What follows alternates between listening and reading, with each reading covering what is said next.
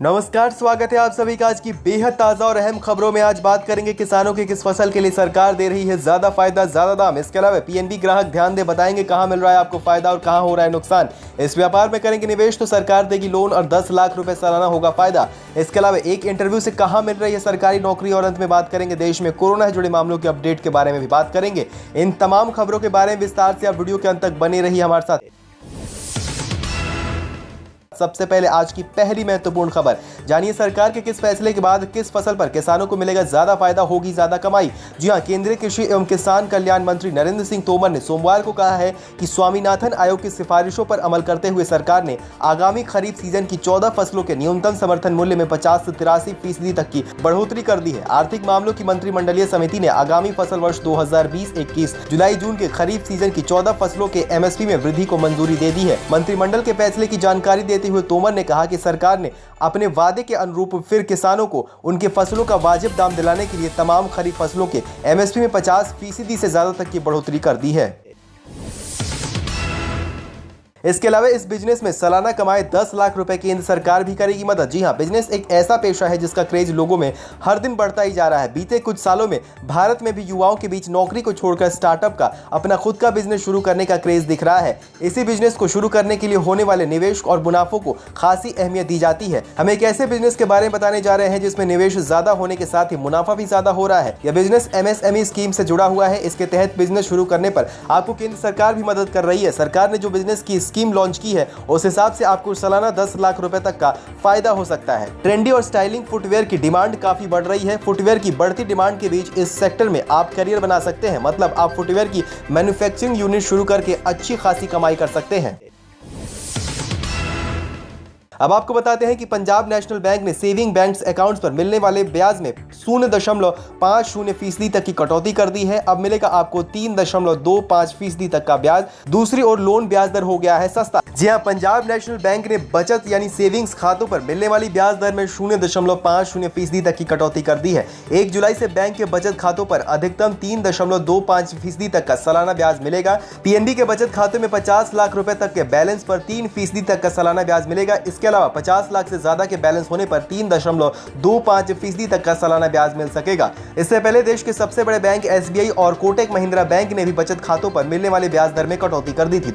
इसके अलावा repo rate में कमी होने की वजह से आपको लोन दरों में सस्ता रेट मिल रहा है। दिल्ली, नोएडा और गाजियाबाद में 1 रुपए महंगी हुई सीएनजी, आज से लागू होंगी नई कीमतें। जी हां, इंद्रप्रस्था गैस लिमिटेड ने सीएनजी की कीमत में 1 रुपए प्रति किलो की बढ़ोतरी कर दी है। इसका असर राजधानी दिल्ली और इसके आसपास के जिलों पर पड़ेगा। आईजीएल के मुताबिक सीएनजी स्टेशनों पर कोरोना वायरस से मुक्त कराने और आ रहे खर्चों को देखते हुए कीमतों में बढ़ोतरी की गई है। नई कीमतें 2 जून से लागू कर दी गई हैं।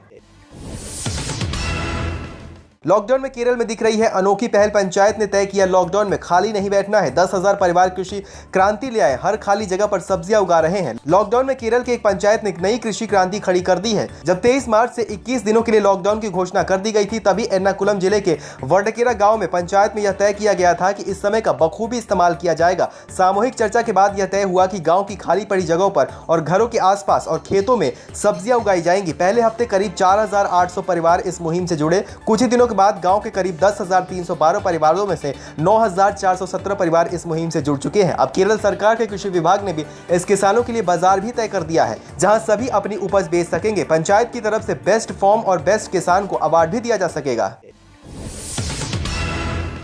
अब बात देश में कहां मिल रही है सरकारी नौकरी। रेलवे में वैकेंसी, एक इंटरव्यू से मिल रही है सरकारी नौकरी, जाने कितनी है सैलरी। जी हां, उत्तर रेलवे ने सीनियर रेजिडेंट के पदों पर वैकेंसीज निकाली है। सीनियर रेजिडेंट के पदों पर वैकेंसीज के लिए उत्तर रेलवे ने नोटिफिकेशन भी जारी कर दिया है, जिसके लिए ऑनलाइन आवेदन मांगे गए हैं। बता दें कि इन पदों पर चयनित उम्मीदवारों को नई दिल्ली में उत्तर रेलवे केंद्रीय अस्पताल में सीनियर रेजिडेंट के तहत नौकरी मिलेगी। सीनियर रेजिडेंट के अलग अलग स्पेशलिस्ट के कुल 22 पदों पर भर्तियां निकाली गई है। इसके लिए आप ऑनलाइन माध्यम से आवेदन कर सकते हैं।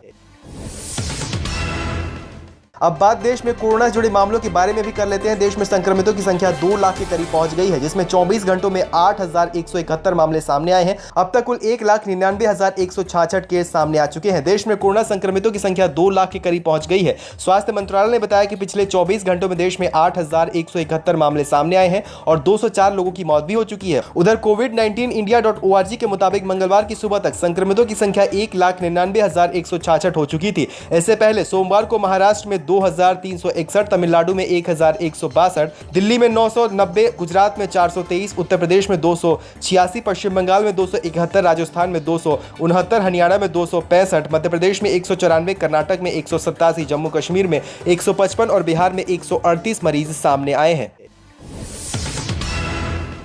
ये थी आज कुछ महत्वपूर्ण खबरें। इस तरह की तमाम जानकारियों के लिए आप हमारे चैनल को सब्सक्राइब कर लीजिए। वीडियो अगर पसंद आई है तो वीडियो को लाइक कर दें और अगर खबर देख रहे हैं फेसबुक पर तो हमारे फेसबुक पेज को भी लाइक कर लीजिए।